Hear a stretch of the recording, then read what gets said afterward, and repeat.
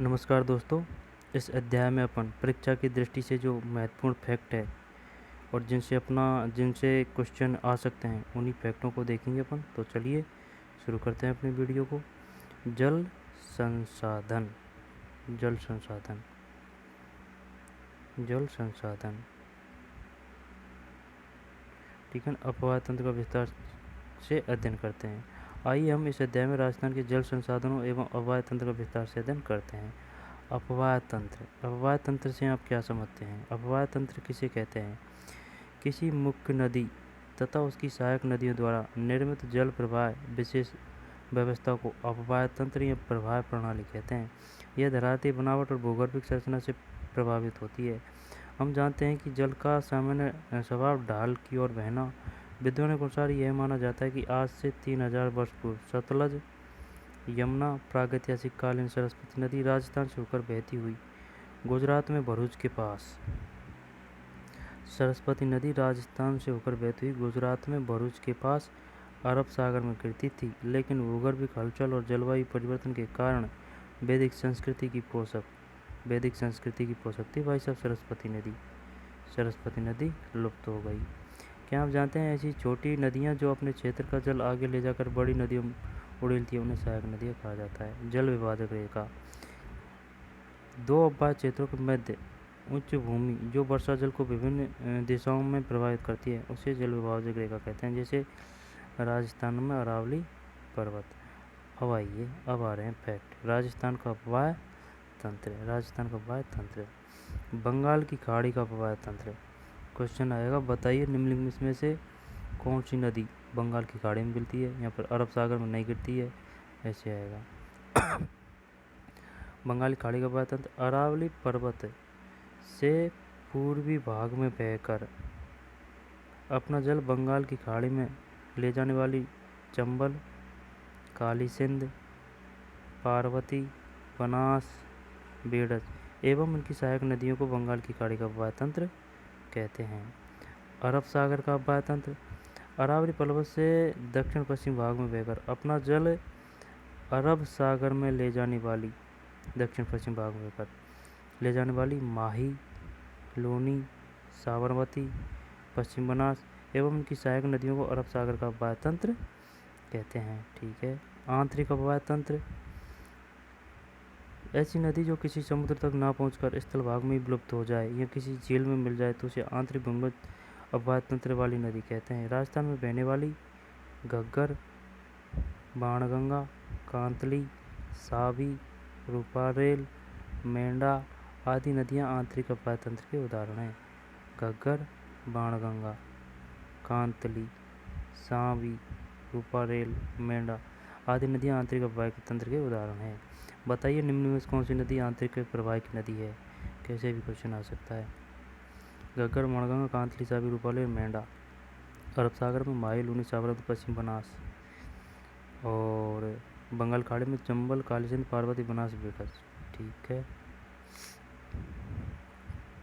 राजस्थान उच्चावच एवं अपवाह तंत्र, इसको पढ़ते हैं ध्यान से।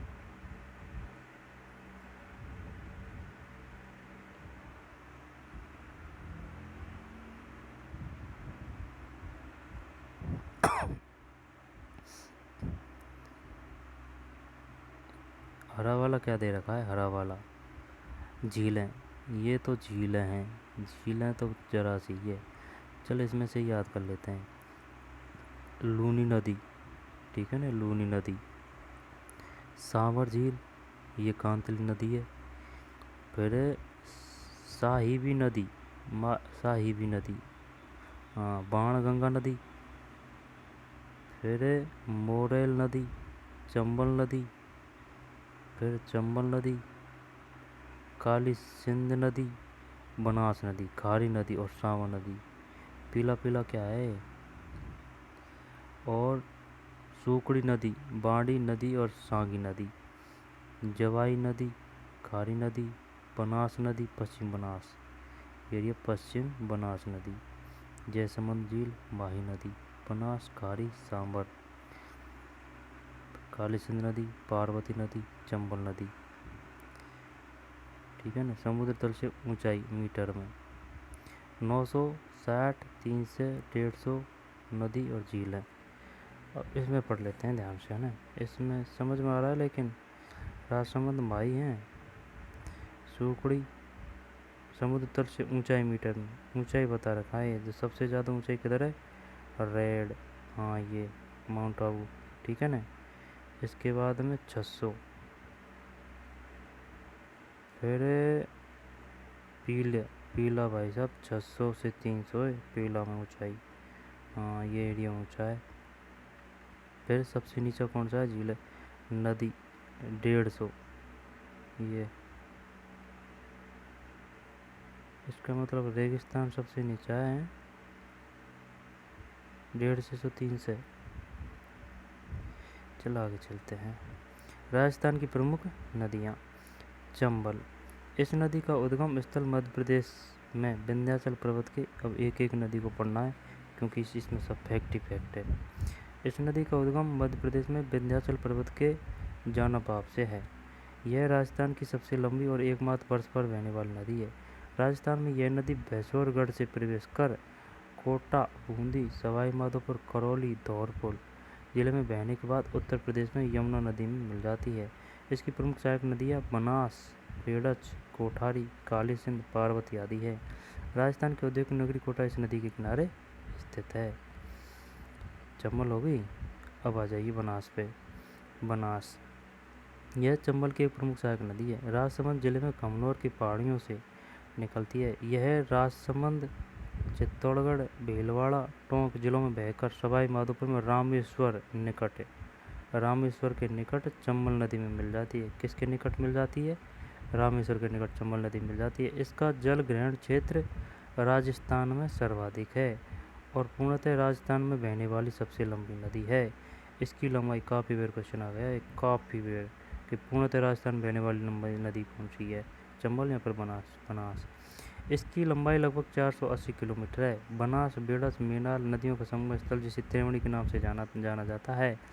बेगोद भीलवाड़ा, बेगोद भीलवाड़ा, बेगोद भीलवाड़ा के पास में। तो किस किस का संगम है? बनास, बेड़च, मेनाल। टोंक में सवाई माधोपुर बनास नदी के किनारे पर स्थित है। बनास की अन्य सहायक नदियाँ कोठारी, गंभीरी, खारी, मोरल आदि है। लूनी, लूनी अजमेर जिले में गोविंदगढ़ के निकट, गोविंदगढ़ के निकट सरस्वती व सागरवती नाम से दो धाराएं मिलने से इस नदी का उद्गम होता है। उस नदी का नाम बताइए जिसका सरस्वती व सागरवती नामक दो धाराओं से उद्गम होता है। लूनी नदी। गोविंदगढ़ से किस नदी का उद्गम होता है? लूनी का। अजमेर से कौन सी नदी निकलती है? लूनी नदी। अजमेर, नागौर, पाली, जोधपुर, बाड़मेर, जालौर जिलों में बहने के बाद यह नदी कच्छ की खाड़ी में मिल जाती है।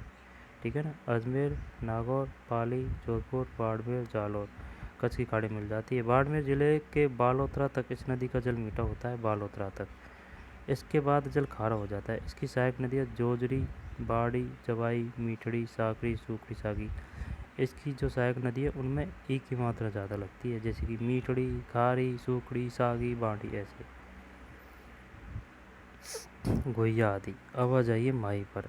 मध्य प्रदेश में विंध्याचल पर्वत में अमरेरू नामक स्थान इस नदी का उद्गम स्थल है। यह नदी राजस्थान में बांसवाड़ा व प्रतापगढ़ जिलों में बहने के बाद खंबात की खाड़ी में मिलती है।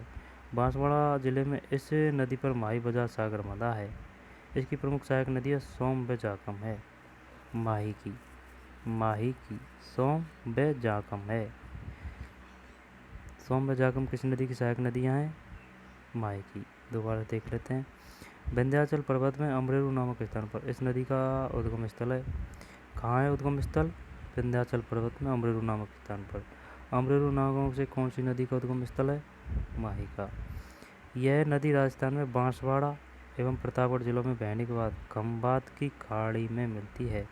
बांसवाड़ा जिले में इस नदी पर माही बाजार सागर बांध बनाया गया है। इसकी प्रमुख सहायक नदियाँ सोम एवं जाकम है। सोम एवं जाकर है। माही की सहायक नदियों का नाम क्या क्या है? सोम एवं जाकम। और माही बाजार सागर ये तो नाम से चल रहा है ना। बाणगंगा, बाणगंगा। इस नदी का उद्गम जयपुर जिले में स्थित अरावली की बैराट पहाड़ी से होता है। इस नदी का पानी भरतपुर में घना पक्षी राष्ट्रीय उद्यान में भूमिगत होकर नम भूमि का निर्माण करता है। इसे अर्जुन की गंगा कहते हैं। बांदी की साइड जो जाती है ना वो। ठीक है। घग्गर। इस नदी का उद्गम हिमाचल प्रदेश में हिमालय पर्वत की शिवालिक श्रेणी से होता है।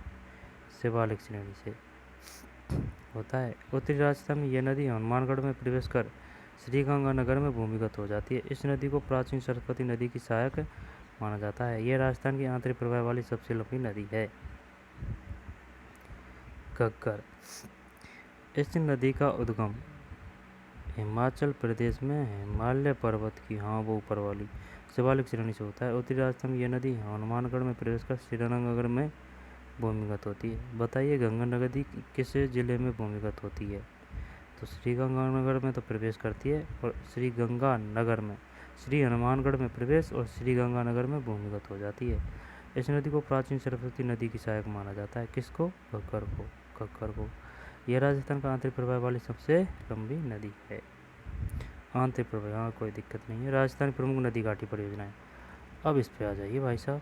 क्या आप जानते हैं सिंचाई के उद्देश्य से प्राकृतिक जल बहाव की दिशा को परिवर्तित करने के लिए जल स्रोत में बनाए गए बांध को बैराज कहा जाता है। किसी मुख्य नहर का ऐसा हिस्सा जहां से पानी का कोई उपयोग नहीं किया जाता है उसे फीडर कहते हैं। आधुनिक भारत के मंदिर कहा है? किसने? जवाहरलाल नेहरू ने। ठीक है। राणा प्रताप सागर बांध। ये राणा प्रताप सागर बांध है भाई साहब। राणा प्रताप सागर बांध। और ये क्या है? माही बजाज सागर बांध। काफ़ी बड़ा है यार। माही बजाज सागर बांध।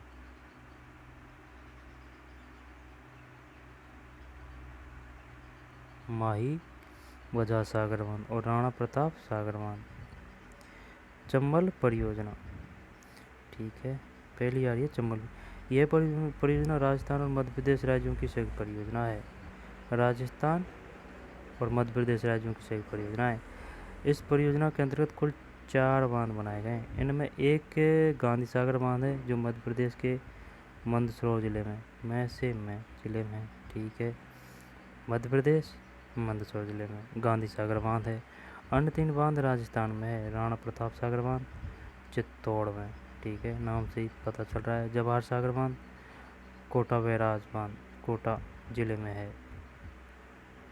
जवाहर सागर बांध एवं कोटा बैराज बांध कोटा जिले में बनाए गए हैं। इस परियोजना से दोनों राज्यों को मुख्यतः जल विद्युत एवं सिंचाई की सुविधा मिलती है। इस परियोजना से दोनों राज्यों को मुख्यतः जल विद्युत एवं सिंचाई की सुविधाएं मिलती है।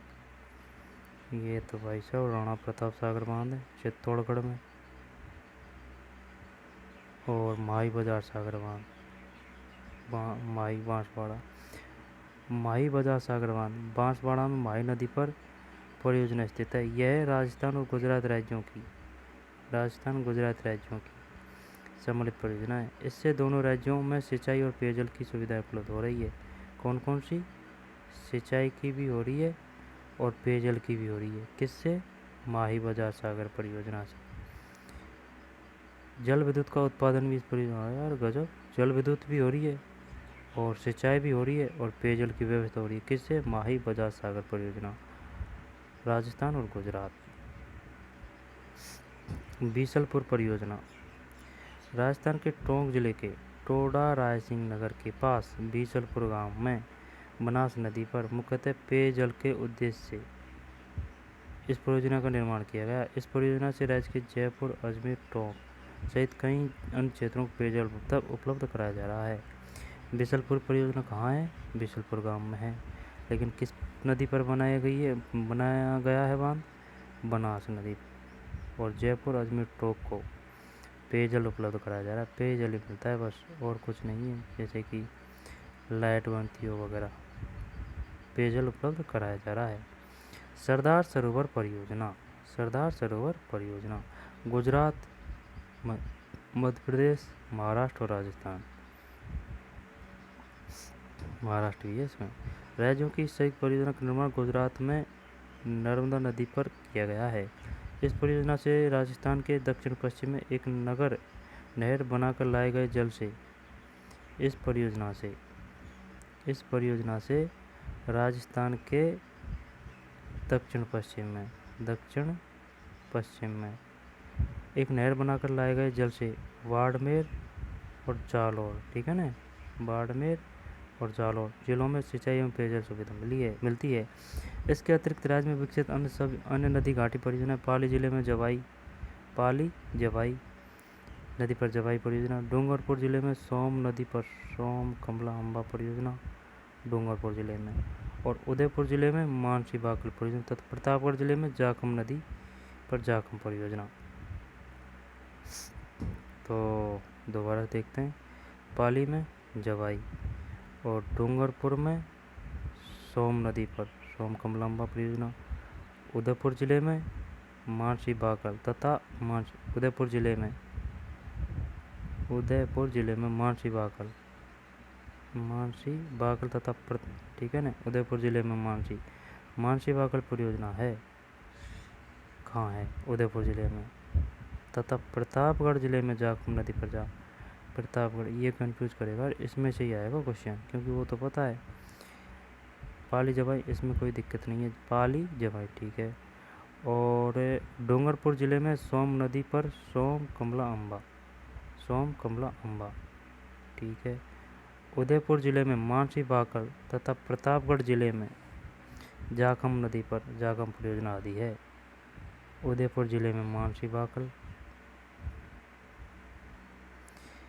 इनके अतिरिक्त विकसित अन्य घाटी परियोजना पाली जिले में जवाई नदी पर जवाई परियोजना, डूंगरपुर जिले में सोम नदी पर सोम कमला अम्बा परियोजना, उदयपुर जिले में मानसी बाकल तथा उदयपुर में कौन सी है, मानसी बाकल, और प्रतापगढ़ में जाखम नदी पर जाखम परियोजना है प्रतापगढ़ जिले में।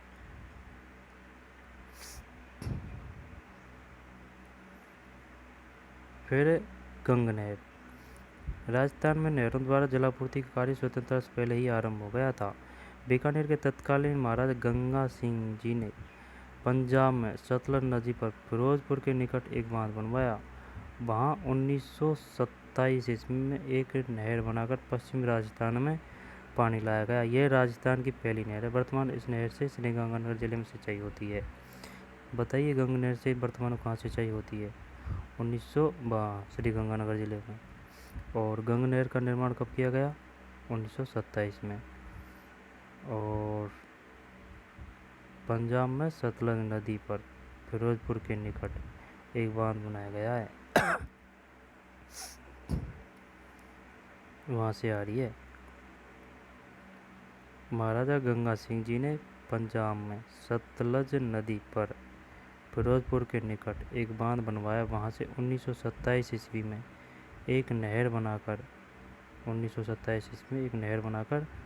पश्चिमी राजस्थान में लाया गया।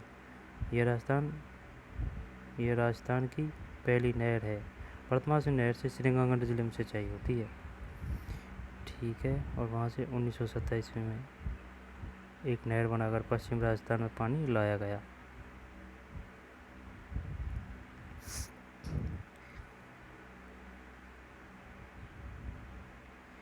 गंगा सिंह जी, पंजाब, सतलज नदी, फिरोजपुर, 1927 पश्चिमी राजस्थान में लाया गया।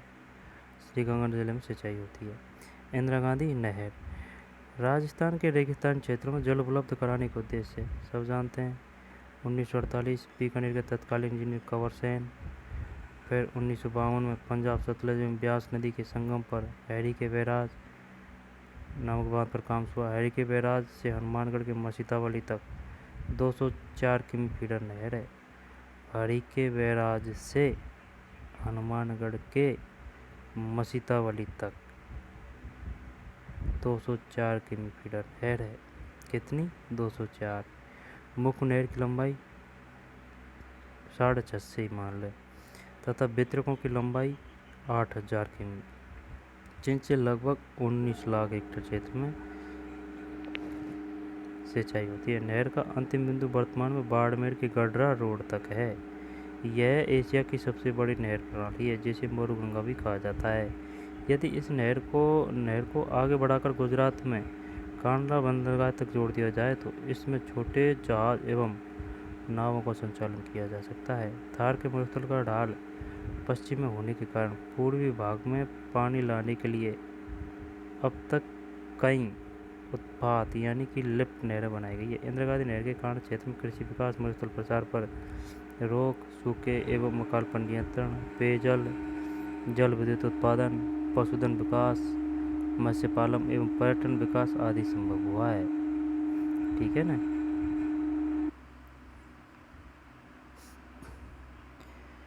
मुख्य नहर की लंबाई 649 किमी और बेतरकाम की लंबाई 8000।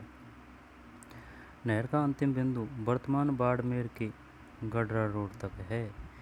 यह एशिया की सबसे बड़ी नहर प्रणाली है जिसको मरुगंगा भी कहा जाता है। यदि इस नहर को आगे बढ़ाकर पढ़ लिया अपन ने, ठीक है ना। यह है इंदिरा गांधी नहर में जल प्रवाह है, एकदम क्लीन पानी है। इंदिरा गांधी नहर व कमांड क्षेत्र ब्यास सतलज नदी, हरिके बैराज, फिर पंजाब, हरियाणा, श्री गंगानगर, चूरू, बीकानेर, जैसलमेर, 1 2 3 यहाँ तक गडरा रोड।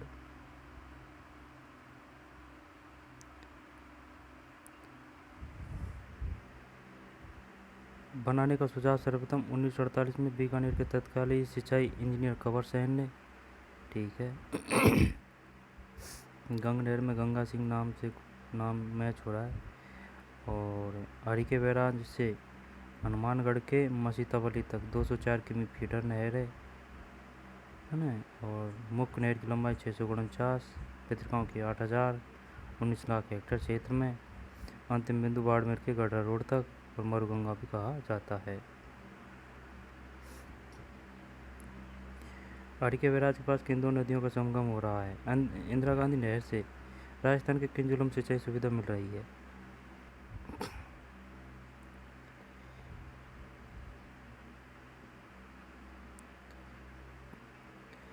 भरतपुर नहर। पश्चिमी यमुना नहर से इस नहर का निर्माण किया गया है। किससे? पश्चिमी यमुना नहर से इस नहर का निर्माण किया गया है। भरतपुर नहर राजस्थान के केवल भरतपुर जिले में ही सिंचाई होती है। भरतपुर नहर की इन नहरों के अतिरिक्त विभिन्न छोटे बड़े बांधों, एनीकटों, तालाबों, कुओं व नलकूपों से भी राजस्थान में सिंचाई होती है। वर्तमान सिंचाई के लिए फव्वारा एवं बूंद बूंद सिंचाई प्रणाली का विकास हो रहा है। जल संरक्षण और प्रबंधन। जल संरक्षण के उपाय। जल में उत्पन्न खरपतवारों को हटाना शामिल है। जल का पुनर्वितरण करना, अर्थात अधिक वर्षा वाले क्षेत्रों में जल को नहरों के द्वारा कम वर्षा वाले क्षेत्रों में पहुँचाकर जनजीवन और उद्योगों के लिए अनुकूल परिस्थितियाँ उपलब्ध कराकर क्षेत्रीय और सामाजिक विषमता को कम किया जा सकता है। इसके साथ साथ जल संचयन, जनसंख्या नियंत्रण, सिंचाई की उन्नत विधियों का प्रयोग, वनावरण में वृद्धि।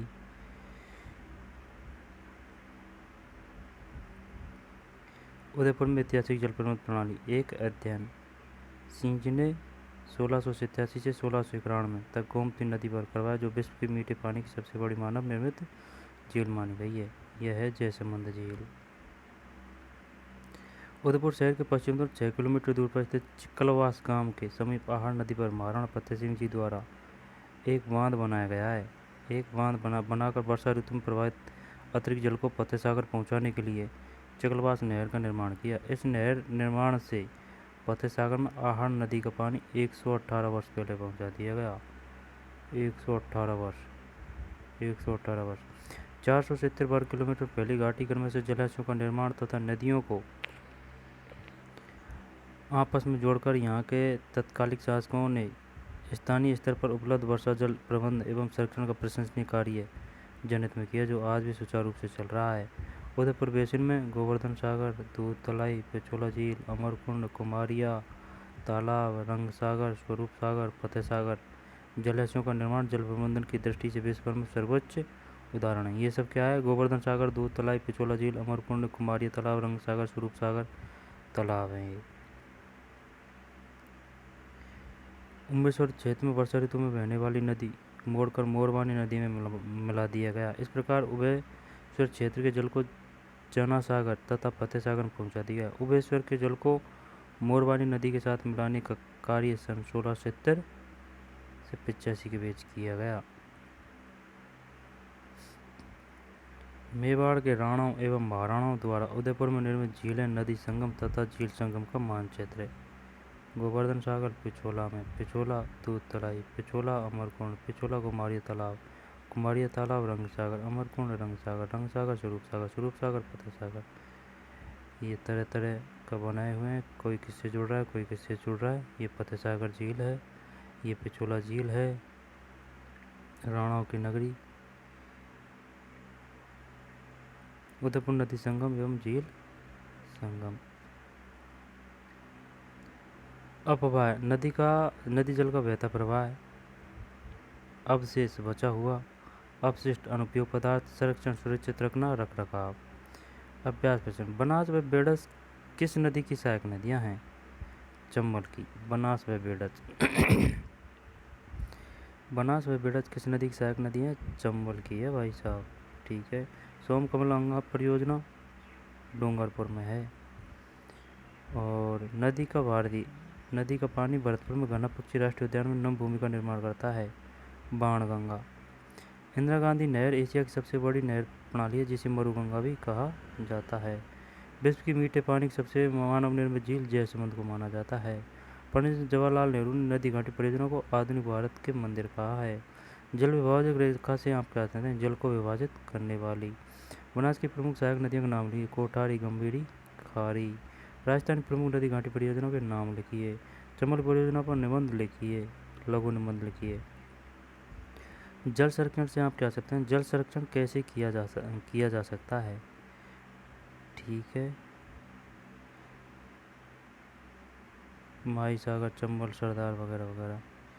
तो ठीक है दोस्तों, आज के लिए इतना ही। मिलते हैं नए वीडियो में। धन्यवाद।